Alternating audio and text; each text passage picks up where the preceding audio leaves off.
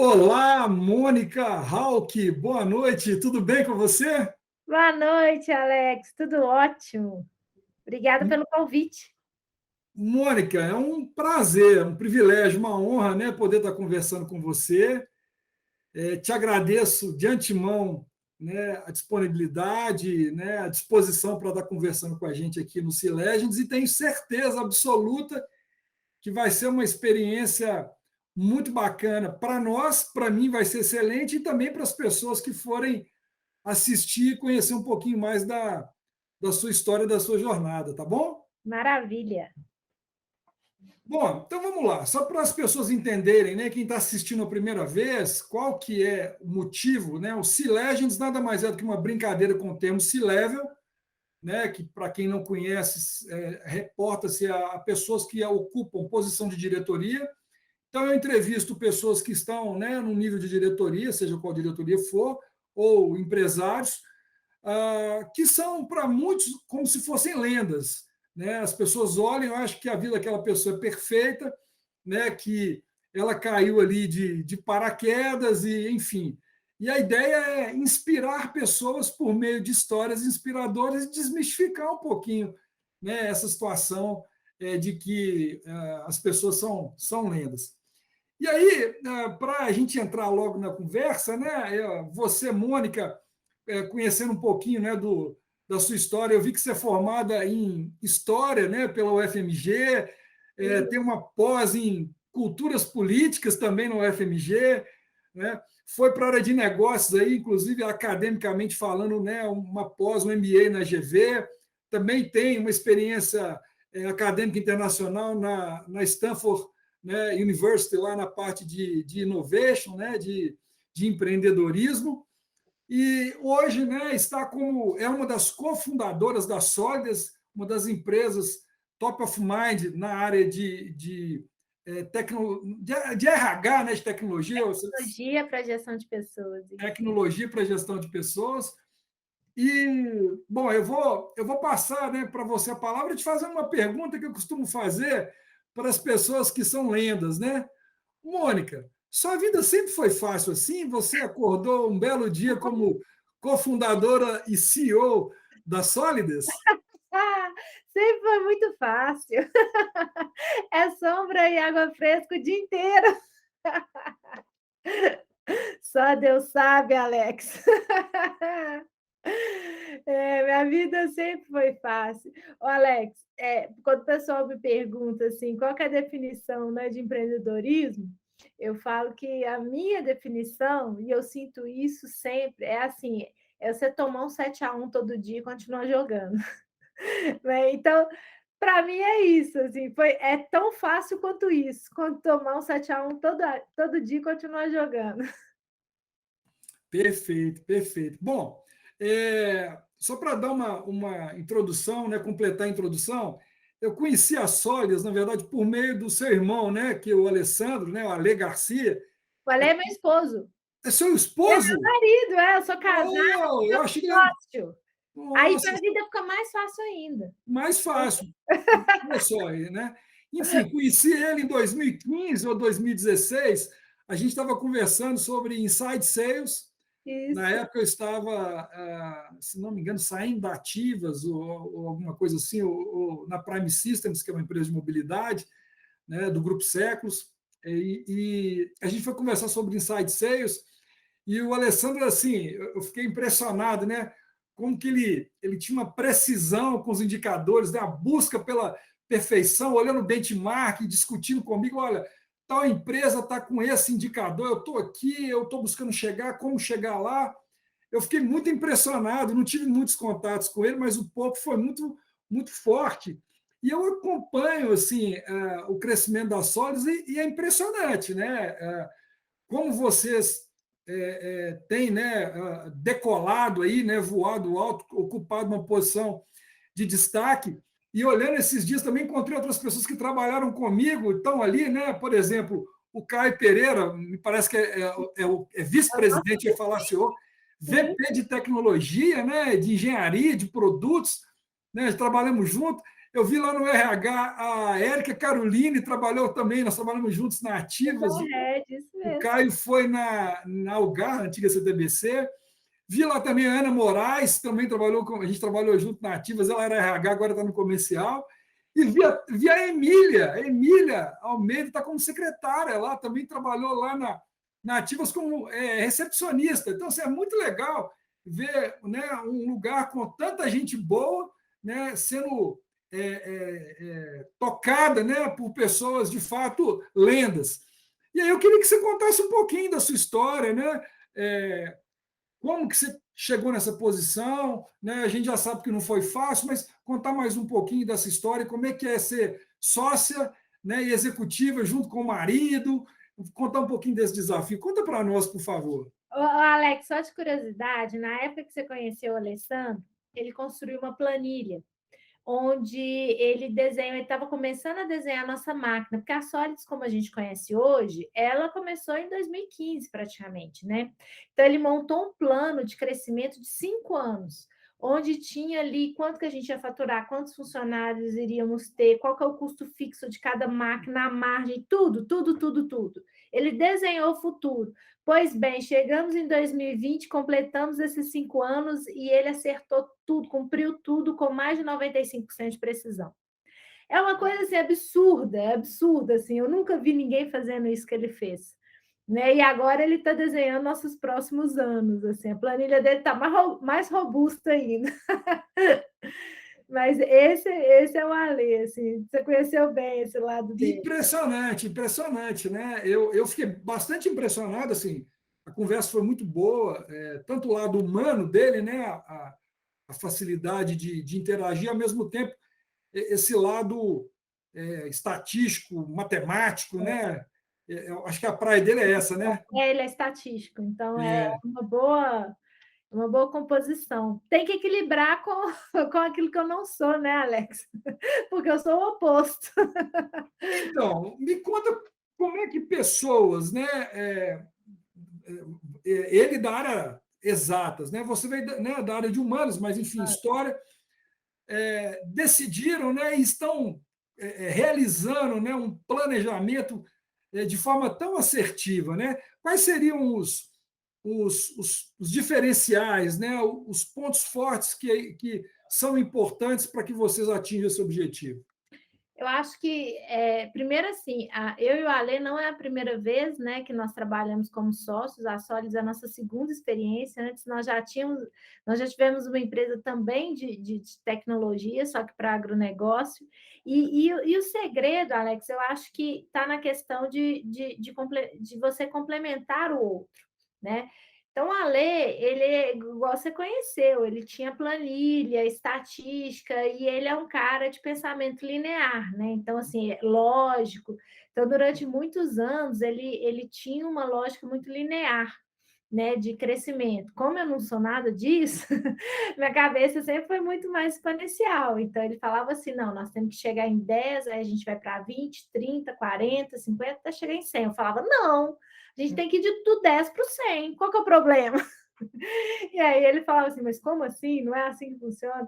E ao longo do tempo a gente foi aprendendo a um complementar a visão do outro, né? A planilha, essa famosa planilha, né, que ele desenhou nosso futuro, que a gente traçou nos 5 anos, foi uma combinação de a ambição daquela planilha era toda minha. Né? Então eu falei assim: não, nós vamos crescer tantos por cento, nós vamos crescer 200%, depois 100%, continuar crescendo 100, 100, 100, é dobrar a meta, dobrar a meta. Essa ambição eu trouxe, né? Junto com a questão do relacionamento, o sonho grande, isso é muito meu, né? Como diz o Alessandro, ele fala assim: a Mônica não tem limite, ela não para.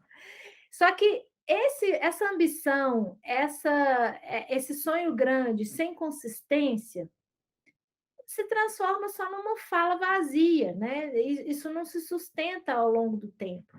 E aí entra a importância do complemento do Ale, que é aquela pessoa lógica, que é aquela pessoa que equilibra, trazendo conta, né? Ó, o sonho grande vai custar tanto, e aí a gente tem que caminhar assim, tem que contratar. Então, esse complemento, né? E aí, quando as coisas estão difíceis, eu vou dizer, que é difícil nada, vamos embora. Então, a energia, a velocidade, a ambição vem muito eu contribuo muito mais com isso. Agora, a questão de pavimentar o caminho de maneira consistente, de maneira concreta, de maneira aquele planejamento com a execução consistente, vem muito do Alê. Né? E até se pegar meu perfil comportamental e o dele, a gente se soma muito. Tudo que me falta sobra nele, e o que sobra nele, e o contrário. Então, isso é muito bom. E aí,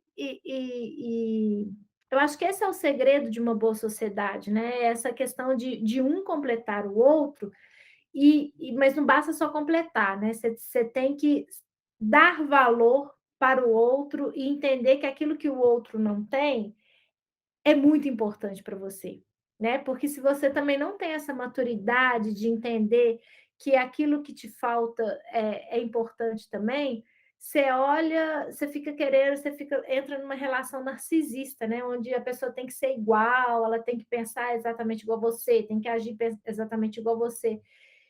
Mas quando você tem a maturidade de entender que, opa, não, é o diferente que soma, as coisas fluem, né? E graças a Deus é isso que tem acontecido ao longo desses anos comigo e com a Lê.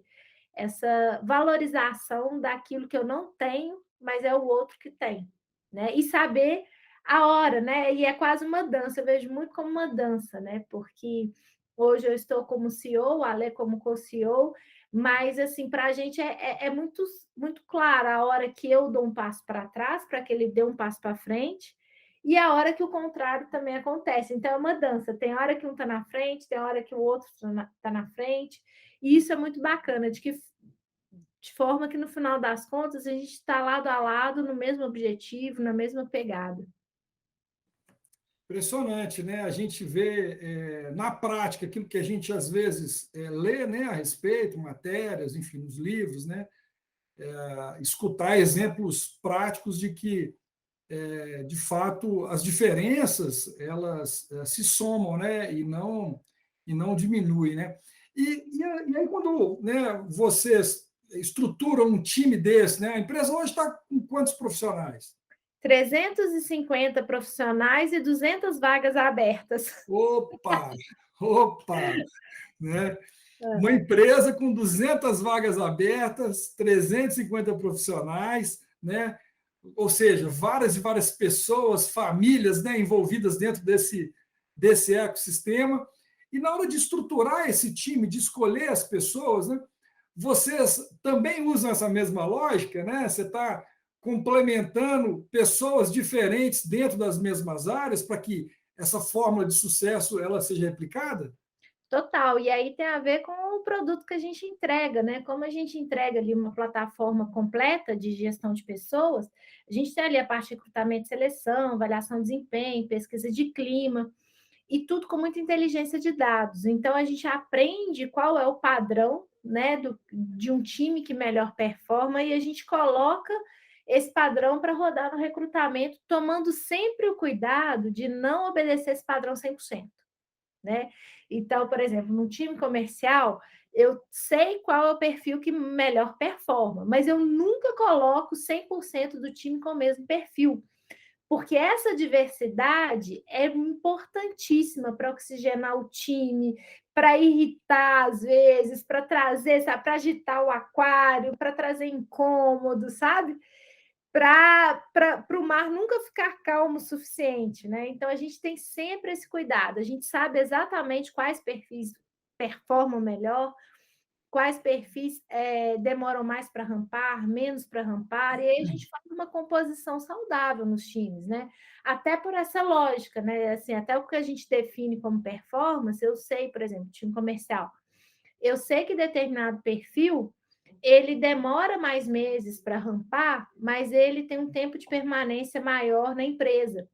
Né? Então, não comparo todo mundo da mesma forma. Né? Eu vou no individual. Então, para aquele perfil específico, eu tenho ali uma visão, eu sacrifico o curto prazo, porque eu sei que eu vou ganhar lá na frente. Os outros perfis, não, eles rampam melhor, mas eles ficam menos. Então, e aí eu vou fazendo uma composição disso, vou pegando esses vários elementos, com essas várias características, para que a gente tenha também até uma segurança maior e um controle muito melhor desse time. Perfeito, quer dizer, casa, não é que é casa de ferreiro, o espeto tem que ser de ferro, né? Porque Tem essas de espeto de pau aqui não. vocês vendem isso, né? Quer dizer, então não dá para vender algo que, na verdade, você não experimenta, e vocês estão experimentando, já vista onde já chegaram e para onde estão indo, né? A precisão da planilha do Ale aí, né? Do Alessandro é impressionante. Bom, olhando para o time, né? A gente está falando o RH, né? Vou chamar de RH, algumas empresas são talentos humanos, enfim, capital humano, mas a gente lembra do antigo chá, né? Competências, habilidades e atitudes. Naturalmente que a gente sabe que a parte de competências, né? Principalmente as técnicas, né? As pessoas estão buscando e vão continuar buscando. Hoje está muito mais acessível, né? Ter acesso ao conhecimento. Mas, por outro lado, a gente vê alguns desafios aí na parte de atitude, principalmente, e alguns, vou chamar de soft skills, mas eu não sei se entram nisso, aquelas atitudes que você não tem curso. Né? Vou dar um exemplo, eu gosto de dar esse exemplo. Né? Por exemplo, comprometimento. Você tem curso de comprometimento? Não tem. Eu acho que não tem, eu ainda não sei. Nunca vi. Né? Integridade? Não tem. Como é que vocês orquestram isso numa empresa desse tamanho, que continua crescendo, que tem uma cultura, né, que talvez seja um dos principais pilares, né, do crescimento da empresa? Como é que vocês conseguem orquestrar isso e desenvolver esse tipo de competência que não se desenvolve com curso, mas porque você não perca as pessoas que não têm um alinhamento de cultura como vocês gostariam? E aí só um ponto, Alex, assim, a gente conseguiu, né, crescer, hoje nós estamos onde nós estamos por causa das pessoas, né? A gente começou no início sem investimento, a gente não tinha muitos recursos, a gente foi na raça e com as pessoas, sabe? Tudo que nós tínhamos eram as pessoas e isso foi mais que suficiente. Esse é um ponto. E aí o que a gente faz, assim, o que a gente sabe é que as habilidades técnicas a gente consegue treinar de uma maneira muito mais fácil. As comportamentais, elas são bem mais complexas. E normalmente elas correspondem ali por 80% das demissões nas empresas.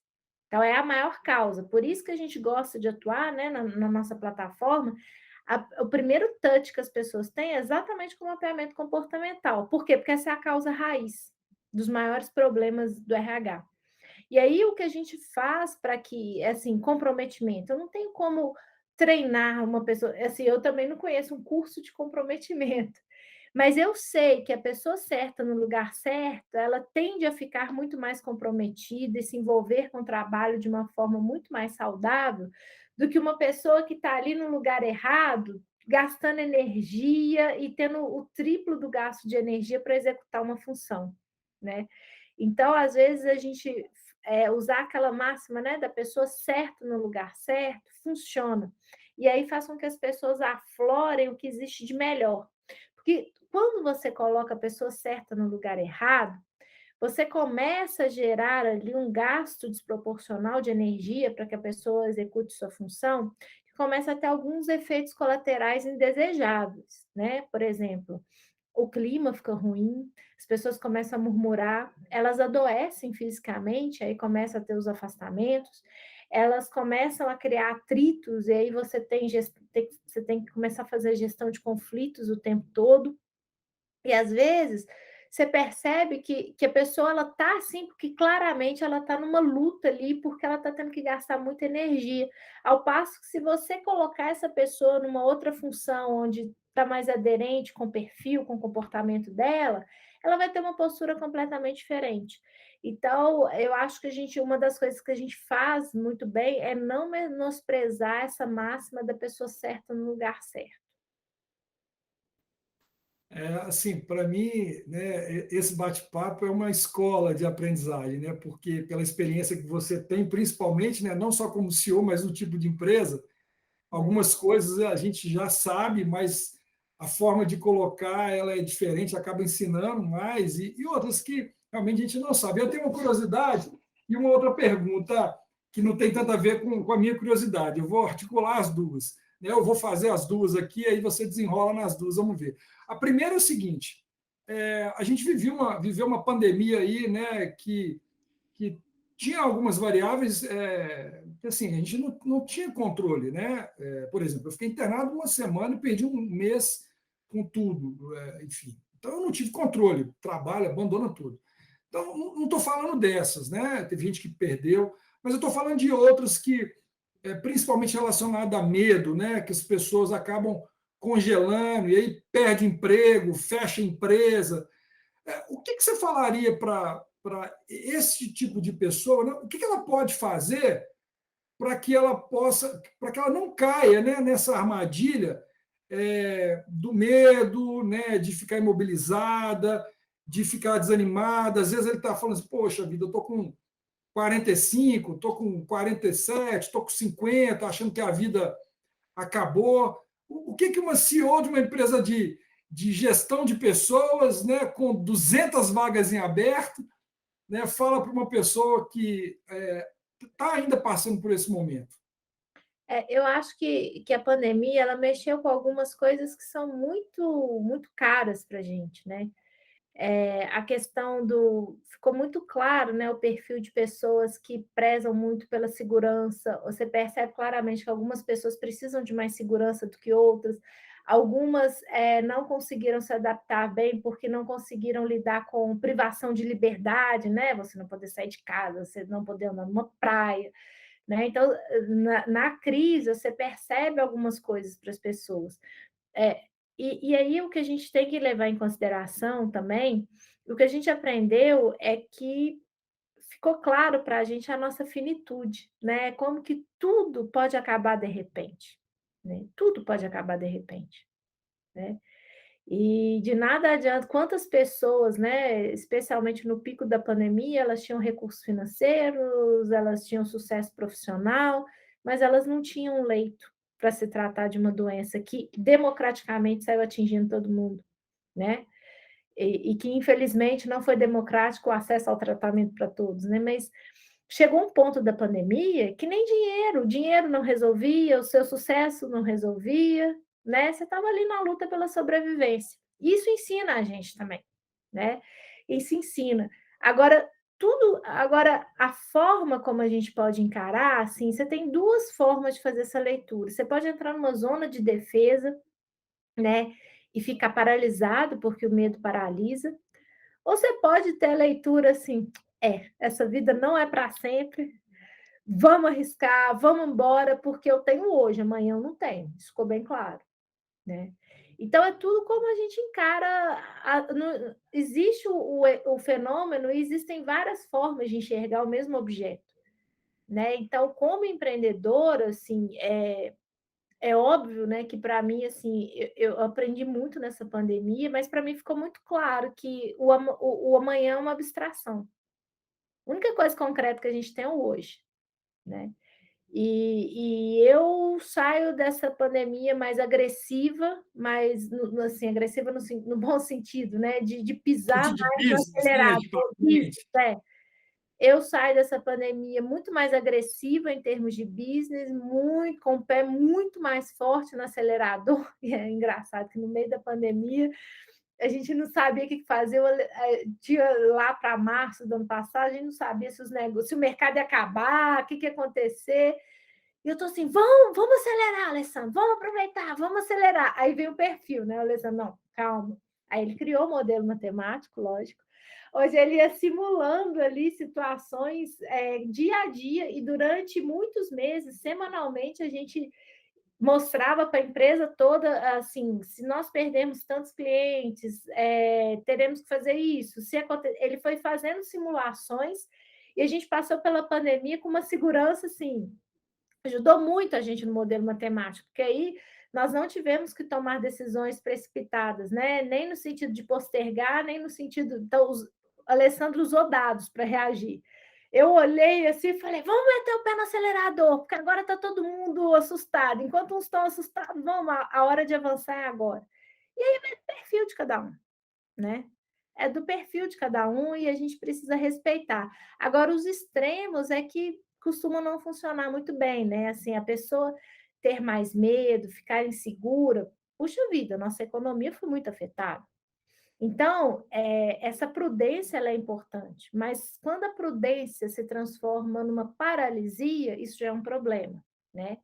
Aproveitar as oportunidades que a crise traz para a gente também é muito importante, mas quando esse aproveitamento das oportunidades começa a se transformar em atitudes irresponsáveis que podem comprometer seu amanhã, também é um problema, né? Então, eu acho que o segredo é a gente sempre tentar sair dos extremos e ir para uma zona de equilíbrio. Perfeito. E aí a pergunta que é a minha curiosidade, né, tem a ver com liderança. É, eu sou, por exemplo, final de geração Y, né? Final dos anos 70. Eu estou com 48, fiz 48 esse ano, então sou de 73. Então, final de geração Y. Eu X, venho. X, não é? X, desculpa, X, sou final de geração X. Pô, até queria isso aí, mas enfim, final de geração X, né? Acompanhei naturalmente, né, geração Y, e tenho filho, né, que é Zoomer, né, digamos assim, né, geração Z aí, Millennial, enfim. E a gente tem visto, né, o perfil mudando completamente e exigindo também um perfil diferente de liderança. Né? A gente vê que o perfil dos líderes hoje que realmente são relevantes é completamente diferente. E vocês que estão aí, né, buscando líderes para várias empresas, qual que é o líder ideal hoje? Né? Qual que é o líder desejado, procurado, que é relevante? Né? Não estou falando que é famoso, né, que vai ficar aí no. Estou falando relevante, que vai fazer diferença na vida das pessoas que ele vai trabalhar, na vida dos clientes. Se não fizer diferença na vida da empresa, não vai fazer na vida dos clientes. Qual que é esse perfil? Né?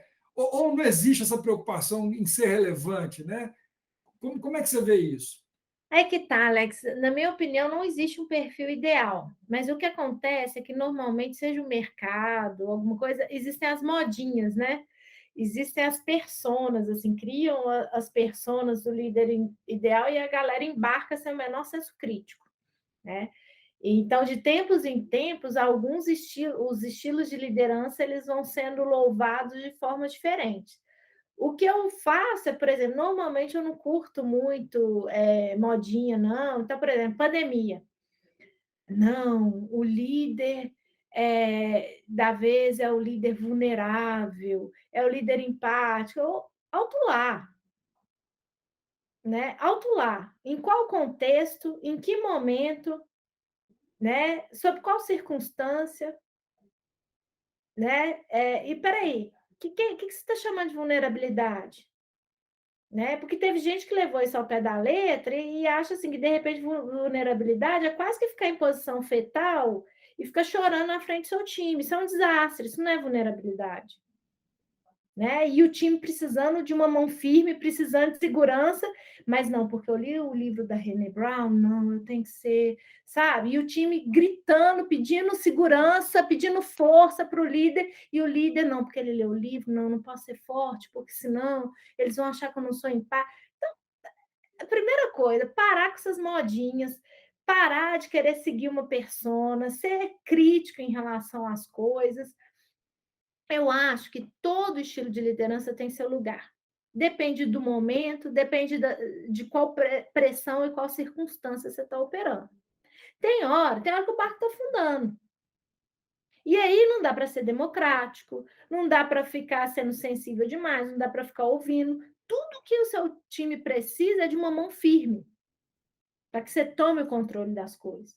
Mas é aquele momento, né? Tem momentos que esse mesmo tipo de liderança não é um desastre, né? Então não dá para a gente pensar em perfil ideal de liderança isolando o contexto, isolando o público, isolando o momento, né? O que eu acho que é que o líder tem que ter exatamente essa capacidade de se adaptar. Em momentos o líder tem que ser firme, em momentos o líder tem que ter força, tem que ter pulso. Às vezes ele vai ter que ser top-down com algumas coisas. Em outros momentos, não, né? E aí, só brincando com a questão da vulnerabilidade, sim, líder bom é o líder que reconhece a vulnerabilidade. Mas a gente não pode confundir vulnerabilidade com o ode à fraqueza, entende? Porque o que seu time quer é força. Então, é isso, eu acho que a gente tem que ter sabedoria. Eu acho que o estilo de liderança, que se existe um líder, um estilo ideal, é o estilo sábio, né? E a sabedoria está exatamente em você saber criticar, e você, às vezes, ter a coragem de fazer o que ninguém está esperando, ou o que ninguém está querendo, né? É a sabedoria de você saber que às vezes você vai ter que contrariar a expectativa das pessoas, muitas vezes você vai ter que causar até insatisfação da pessoa, porque você está vendo que lá na frente é o que precisa ser feito, mas em outros momentos, sabedoria é você ser completamente humano, é você baixar sua guarda, é você ouvir, é você delegar, é você ser democrático, às vezes sabedoria é você não ser, né? Então, eu busco muito, eu peço muito a Deus como líder, eu não peço para ter esse estilo, eu falo, não quero ser igual o Steve Jobs ou fulano, não. Eu peço muito a Deus para ser sábia, sabe? Que é exatamente você saber como agir na hora certa, no momento certo. Que legal, eu até respirei fundo aqui, essa no final do sabedoria, e você falou de sabedoria e falou de Deus, né? Eu, todas as vezes que eu escuto um head, um CEO, né, falar de Deus, principalmente num mundo tão matemático, né? Não no sentido ruim né, da matemática, desculpe, colocar matemática uma coisa ruim, mas as pessoas às vezes, tão insensíveis, né? Tão tangíveis, né? Se fala de Deus, uma coisa, né? Esse a princípio tão intangível.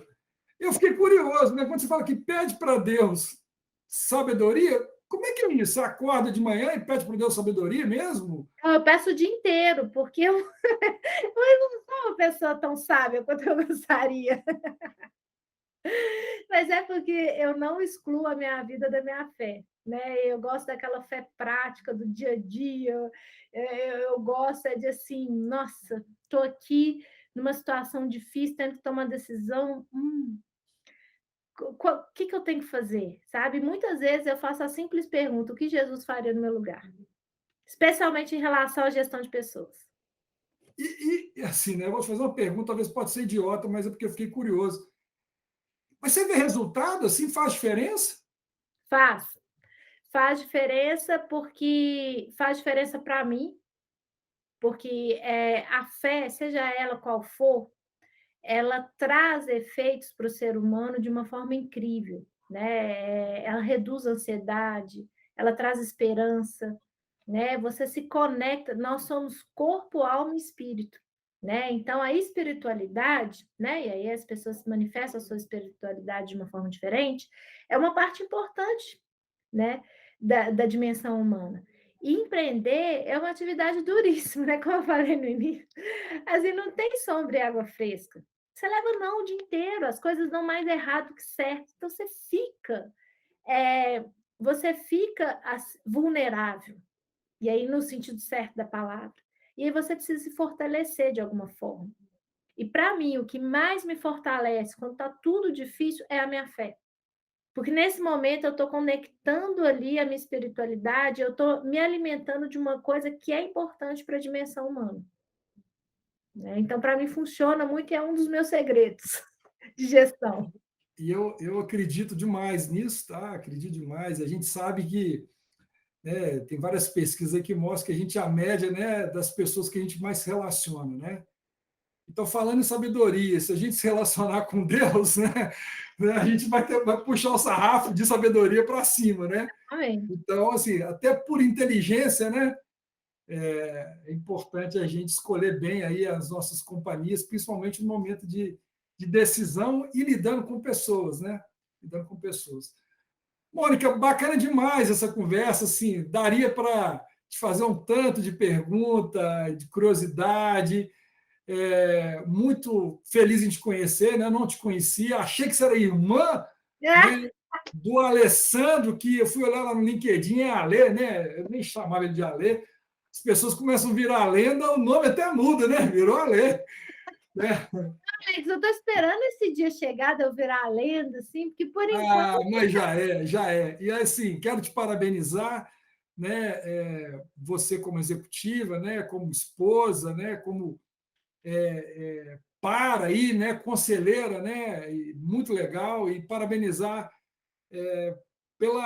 pela manifestação dessa fé, acho muito importante, né, as pessoas não terem vergonha disso, porque parece para muita gente que isso é chulo, que é sinal de fraqueza, para muita gente, né, pode parecer. E eu sempre pergunto isso quando eu vejo um CEO, para mostrar essa fragilidade, né, é uma fragilidade inteligente, na minha opinião. Né? Então, assim, parabéns por isso e desejo. A gente não pode ter vergonha das coisas que nos alimentam. Né? Então, seria uma incoerência muito grande ter vergonha daquilo que me alimenta. Né? E líder que é líder, ele tem que ter coragem de bancar suas crenças. Essa é a verdade. A gente tem que ter coragem de, quando está todo mundo falando X, se você acha que é Y, você tem que falar Y. Ainda que ninguém te aceite, ainda que ninguém concorde. Essa é uma das dimensões importantes da liderança, na minha opinião. Perfeito. E, assim, te parabenizo demais por isso, né? Eu me lembro muito, né, lá na faculdade, do Príncipe, né, de Maquiavel, né, aqueles, assim, acho o melhor ser temido do que ser amado, né? Os fins justificam os meios. E aí, na hora que eu vou conversando com algumas pessoas, né, a gente vê que, na verdade, não precisa nada disso, né? As pessoas conquistam espaço com respeito, né?